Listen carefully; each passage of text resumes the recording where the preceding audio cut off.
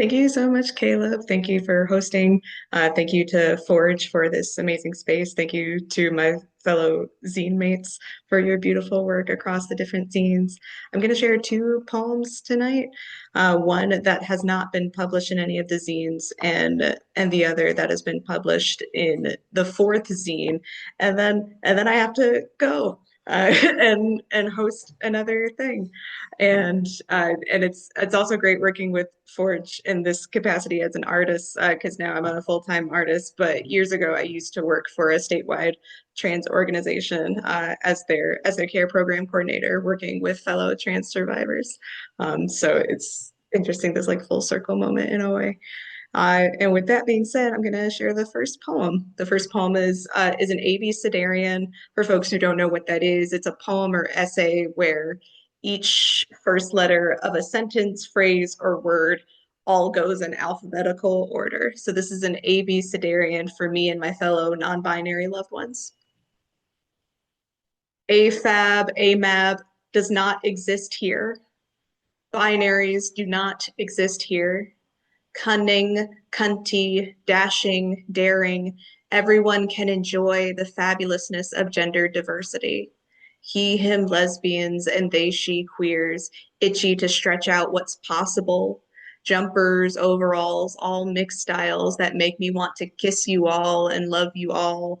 Magical genderqueer spectrums, agender nothingness, open constellations, perfect miracles, quintessential rainbows and absolute synergy, T for tea affection, ushered vivaciously every pride, every wonder-filled month.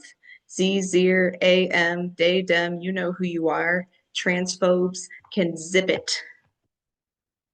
Thank you for listening to that first poem. The second poem was published in Zine 4 in regards to grief, and it's inspired by former poet laureate of the state of Oregon, Anis Mochgani. I hate my headaches. Otherwise, I wouldn't try to get rid of them so often with meds and painkillers. But I do love myself. I am actively trying to love myself better. So I treat my headaches, drink water, maintain a living of trying to make people's days as well as my own. I love tulips because my mother loves tulips. I especially love the pink tulips given to me by a student after a showcase. I especially love the pink roses given to me by my spouse 6.5 years ago on our first date. The color pink deserves more praise than it often receives. I love the gift of receiving praise and giving the people I love and admire praise. I love tweeting praise be to as a semi-daily anaphora for poetry, fudge stripe cookies, the word alive. There are some days I don't love being alive. There are some days I don't hate it either. What I hate are the systems that make being alive so hard for others and myself. It has taken years of training my brain in and out of therapy how to love myself as much as others. I can't stand it when friends of mine quit therapy because they get too sad.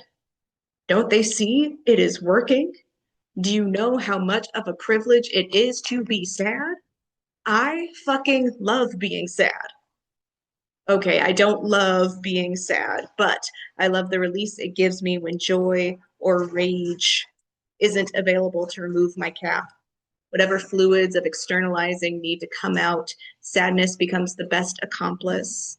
I am trying to love sadness better. Out of all I tried, out of all I try to love better, I make sure sadness, grief, my father are at the top of my list. I love my father. I hate how his rage has been more responsible for my family's brokenness than he'd like to admit.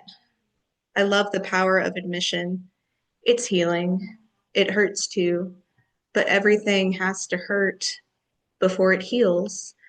I still hate my headaches, but I love the lesson of healing my headaches teach me.